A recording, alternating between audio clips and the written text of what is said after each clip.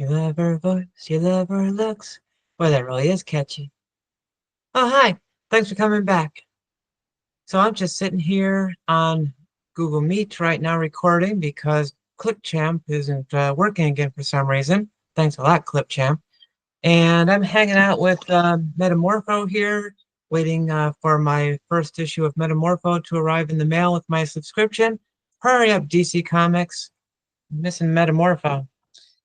Right, so today we're going to do something a little different again. Um, Actually, it's something that I haven't done since episode 7. It is something that I meant to do more and then I just kind of forgot about. But it is talking about your comments in the comments section of these videos. And I have always responded to them in the comments section. But I had always intended for this to be more interactive than it was, and for me to bring this into the videos because not everyone reads comment sections. And I want to make sure that these conversations are not being forgotten. The things I'm going to bring up today are questions which are kind of important. They're not easily resolved, and they're things that we can have ongoing discussions about. Or they might be really important instances where I got hard schooled on some things, and I want you to make sure that you know about these things. So we're going to pick up with episode 8 and get through episode 20 today. So let's get started doing a little reading. I've got this right over here I'm going to look at. And um, Steve wrote in episode 8, how long would it take for comic books to interact with other forms of popular media, e.g. new material for comic books based on characters from books, movies, radio, or books, movies, radio shows based on characters originally created for comic books? By 1935, I'm sure this was already happening with comic strips. Yes. Looking forward to 1936. Well, to learning about comic books in 1936, the world has improved that year. Yes, that is very true. And what I wrote was, I think we have to wait until 1940 for that, but we'll see if I find anything else while I dig deeper. Uh, so Steve is right that there were adaptations of comic strips that predate 1940. Um, Quite a few of them, in fact, radio shows, um, some really big name ones, and also um, serials, movie serials. And we're not going to talk about those because we're focused on comic books here. So for comic books, Pulp Fiction arrives in comics book form through comic strips very early with Buck Rogers. But if we're talking about moving directly from one medium to comic books without crossing into comic strips first, then we're looking at 1940 and The Shadow and Doc Savage, crossing from Pulp Fiction directly into comic books.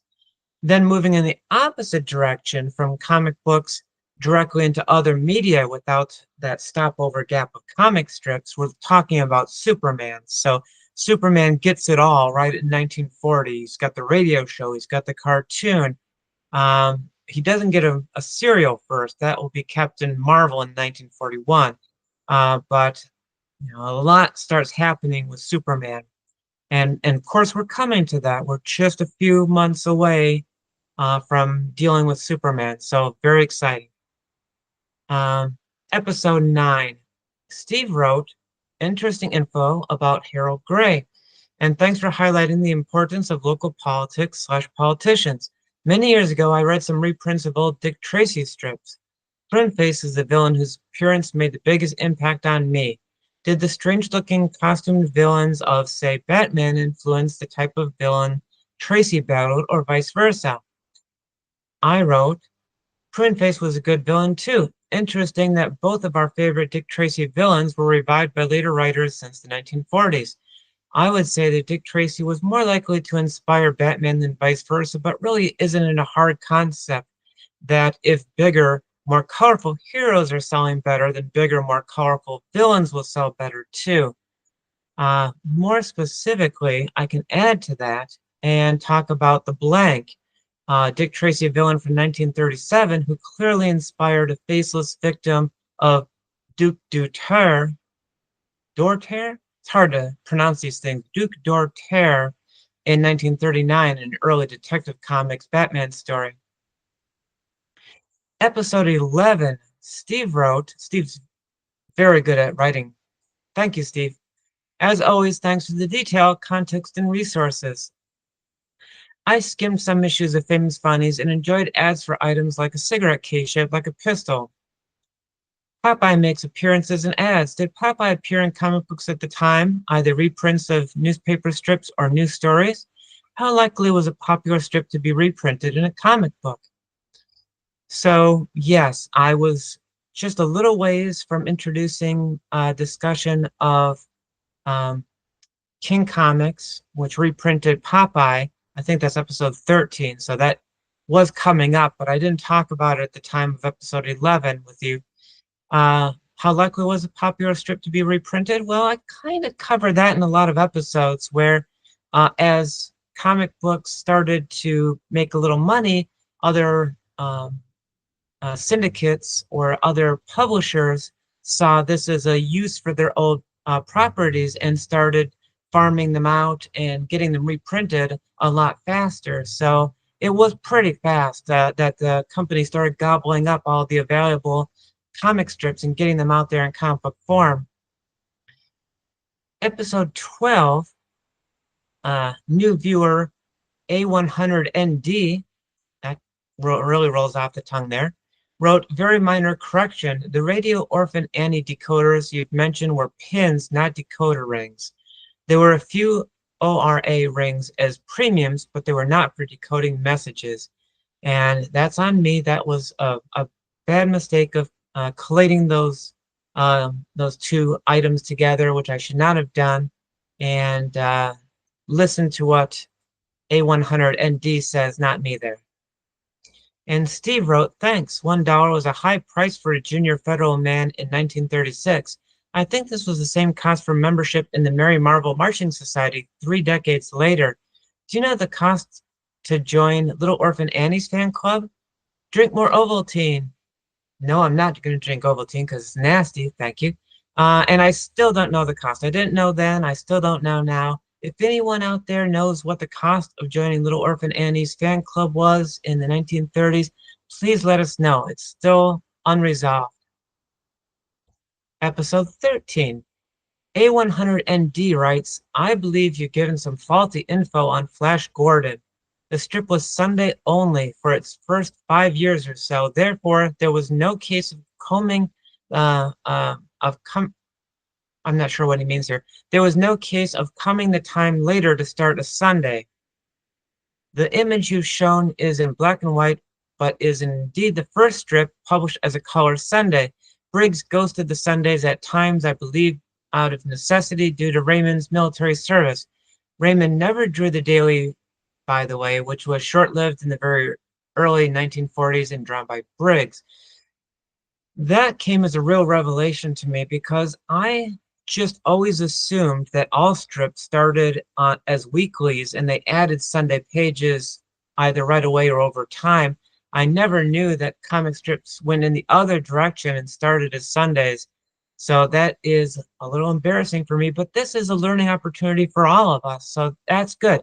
That's good. Keep sharing stuff like that so that we all know that, the reason why you're seeing a lot of Sunday pages in the early comic books is not just because they look better and they flow better, but also because there just were more Sunday strips than even I realized. Steve wrote, thanks for the video. Do you know of other examples besides Flash and Buck where the clone became at least as popular as the original? I think the Superman Captain Marvel lawsuit started in the early 1940s. Did other comic book or comic strip publishers start to protect their IP more carefully in the late 30s or early 1940s? So yeah, about that, what I wrote in response to his first question was the very first successful aviator comic strip was Tailspin Tommy, but The Adventures of Smilin' Jack and Scorchy Smith, two similar aviator features, eclipsed Tommy in popularity. Now that's what I wrote at the time. but I don't think that's true anymore. Smilin' Jack did last a really long time. He crossed over into books.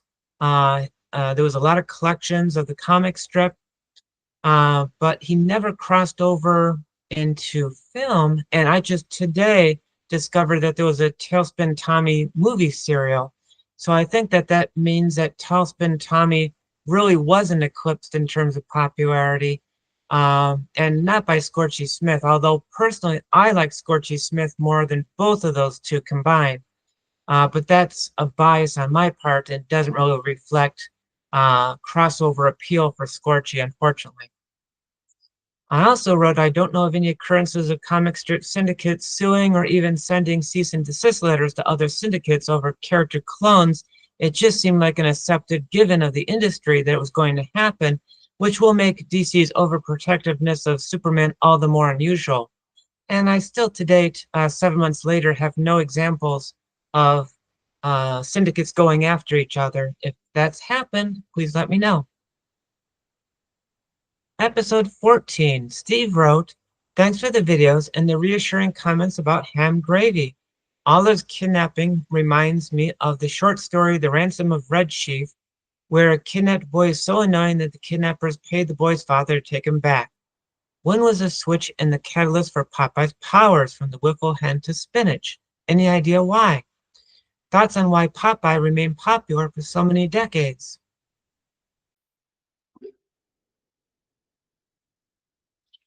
I wrote, thanks for that O. Henry source. That is almost surely the origin of the bad guys give their abductee back trope that I've seen in later comic books. In fact, I know of one comic strip in particular that I reprinted myself in a comic book that copies that story exactly. Um, And as for spinach, I posted a link to a website that talked about the transition from wiffle hens to spinach. At a guess, I'd say that the first reference to spinach was a joke, but then the cartoons ran hard with it because cans of spinach are easier to animate than live chickens. Again, I don't know that's true, but it's a narrative that makes sense to me. And I don't really have any speculation on why Popeye's popularity has endured, except to point out that once something becomes popular, there just seems to be a natural momentum to that. Popular things tend to stay popular because people like popular things. And that's definitely true that there's a cyclical, self-feeding, self-perpetuating thingy. Anyways, episode 16. Um, Steve commented on how scenario 3 that I shared resonated more with him, and perhaps Mayer and Siegel and Schuster were offered better pay, realized that wasn't going to happen, and left. Wheeler Nicholson might be upset, but still willing to take Siegel and Schuster back if he felt they were valuable enough, maybe quite willing after losing Mayer to a serious competitor in Dell. Was exclusivity part of the standard contracts between Allied and their talent? And I wrote, I don't know of any contract details before Siegel and Schuster's new contract from 1938. It's likely that they hadn't even considered an exclusivity clause before then because there were so few players in the game to move to. And I think that's still true today. I don't know of any contracts out there between the creators and the publishers. Certainly nothing that's been shared publicly that I've been able to access. Uh, Although there probably were contracts that we just don't have access to. Uh, Steve wrote, there were already comic strip syndicates in 1938. Do you know if their contracts had exclusivity clauses? If so, they may have been carried over to the comic book contracts. And I wrote, that's a good question I have no answer for. It seems likely that comic strip syndicates had exclusivity clauses, but I don't know for certain they did. And even then, that only makes it likely, but not conclusive, that comic book companies publishing original content would use that as a model for their contracts.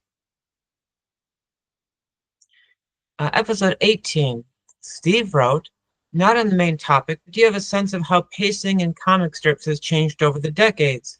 My often imperfect recollection is that serialized stories moved at a slow pace in the 1980s. Now, I wrote something to follow up on that, but I think that I really answered it better in episodes 36 and 37, where I broke down um, how, as More Fun Comics added more pages to the ongoing stories, ongoing features, that the creators like Joe Shuster then had more pages to play with and spaced out panels uh, better, or to better effect, I should say. And watch those if you want a better answer to that question. Steve wrote, thanks for the video. Oh, this is episode 20, by the way. The last one we're going to talk about. Thanks for the video. The Grand Comics database lists Eisner as the author of The Sapphire Eye of Sekhmet, but includes a question mark after his name, noting Eisner signed later installments of this and did the art, or at least someone from the Eisner Eiger shop did, but has no signature here. Also, Jerry Bales, whose credits Eisner as writer, pen, ink starting in 1937, so this writing credit seems suspicious in the absence of corroborating evidence. Do you have insights into the situation? And I wrote, I have no proof that Eisner was writing the feature since the beginning, but I had no strong evidence he didn't either. If famous comics historian Jerry Bales says he didn't, though, then I have to consider this for correction number one. And I do want to follow up on that in a couple ways. The Grand Comics database I have referred to many times in my episodes as comics.org, which is the URL for it, but the real name of it is the Grand Comics database, which does seem a little, a little snooty, but that's okay. That's what we're both talking about. And sometimes I find that that's not always accurate. I think that they make a lot of assumptions that may not turn out to be true. So I'm willing to question that. But Jerry Bales, I'm not willing to question. And if he says that Will Eisner did not write the early Sapphire Eye of Sekhmet, I'll go along with that. And in truth, my thinking, the narrative in my head was that he would have wanted to start writing the feature instead of just jumping in on someone else's feature. But really, he was an unknown at that time, and they may have wanted him to, step in on an established feature to prove himself. And yeah, I could see where in 1936 you could ask Will Eisner to do that, whereas by 1940, Will Eisner would say, "Forget you, I'm Will Eisner." So that's all my comments for issues 8 through 20. Thanks for listening, and we're going to get back to looking at, well, not new comic books, obviously, but comic books that I have not already talked about. We're going to come back to popular comics, pick up after where we left off last time, and talk about the adventures of Dick Tracy and some of his buddies. So bye for now.